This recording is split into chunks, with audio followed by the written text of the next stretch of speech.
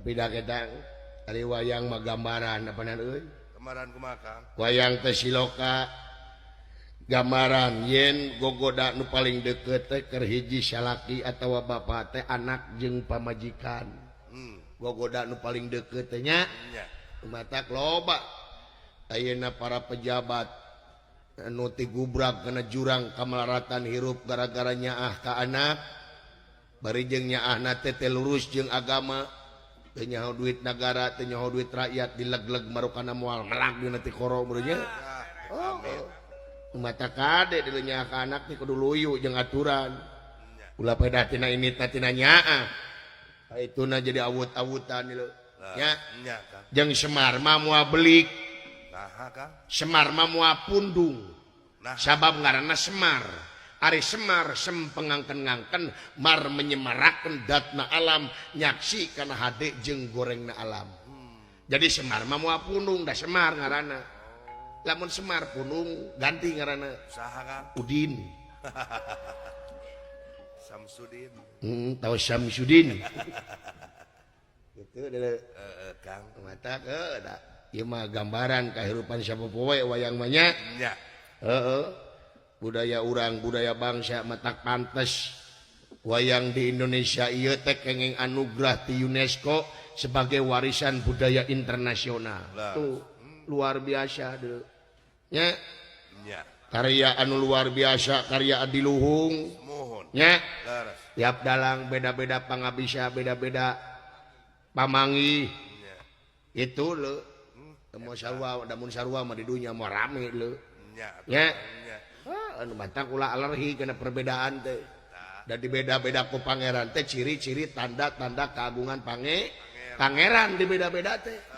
nya supaya ta'aruf kurang teh supaya saling kanyahokeun lain saling dedetkeun ieu mah beda saeutik pamadegan bid'ah beda saeutik keyakinan kafir neraka duraka emangna neraka teh Indonesia sok bayangkeun Gusti lain gampang ngahakiman ka batur teh padahal tugas manusia mah eueuh saeutik oge pikeun ngahakiman diri batur ngahakiman diri sorangan kabeh oge dina katerangannya leres ka batur mah nepikeun wungkul kade beda ngahakiman jeung nepikeun beda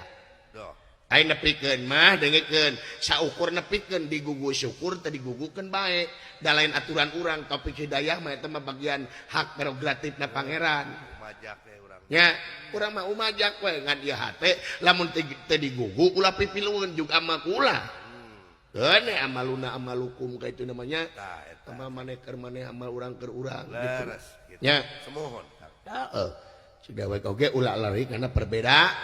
ciri-ciri tanda keagungan pangeran tadi ge disebutkeun nya itu nu matak yuk urang ngahiji we anu masalah jan beda-beda aya ngahiji kieu mah pan ngeunah nya nya Kang di gamelan pan kitu beda-beda gamelan teh aya saron aya beda ngaran ye gamelan teh beda ngaran beda fungsi jeung beda takol beda tabuh nakolna ge beda ieu gamelan teh model saron teh pan aya dua ieu teh saron hiji jeung saron dua nya beda takol ieu teh beda fungsi beda ieu beda tabuh grasok saron hiji grasok ieu mah ngabuktikeun kebersamaan itu indah sok saron hiji pangkatan we naon kumaha maneh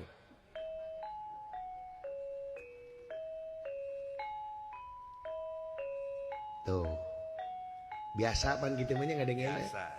tempase ku saron kadua sok rada we euyeup nya tempase ku demung tuh beda takol badan tuh peking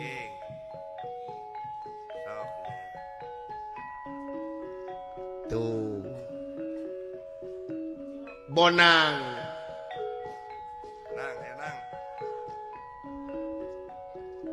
rinci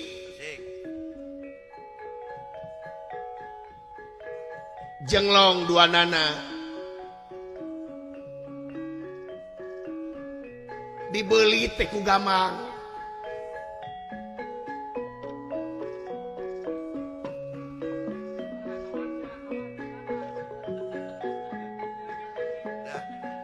rebam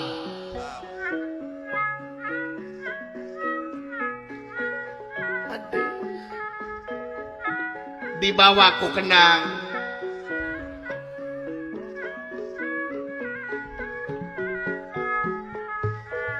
goong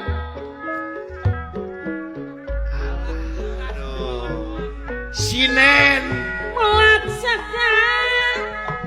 melaksaka palintangan babaleran pangalusna babaleran pangalusna aya nu protes kanu bieu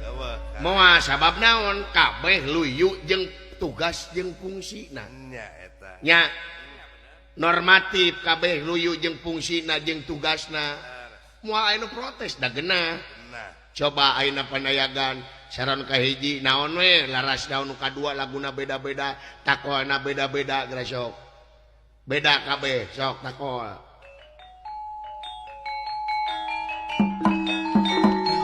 goyang dompet goyang dompet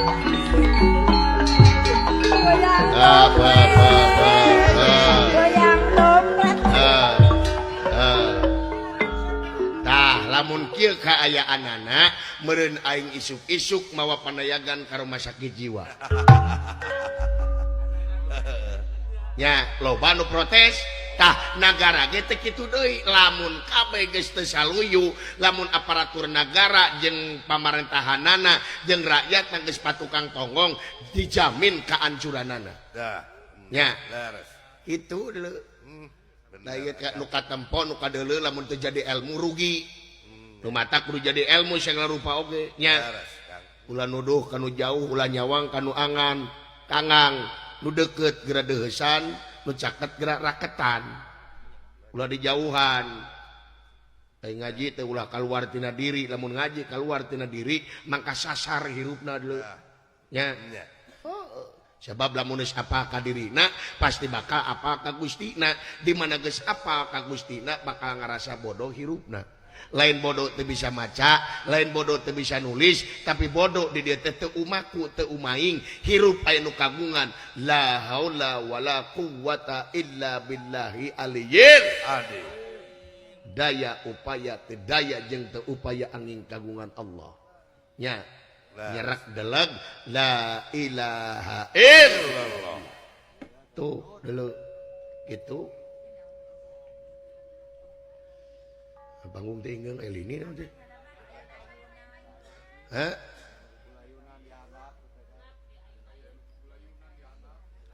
matak yuk orang seuyunan ayeuna mah tuh contoh di dieu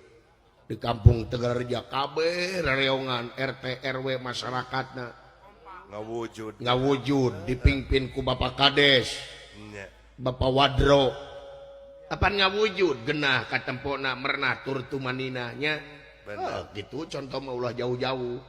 nya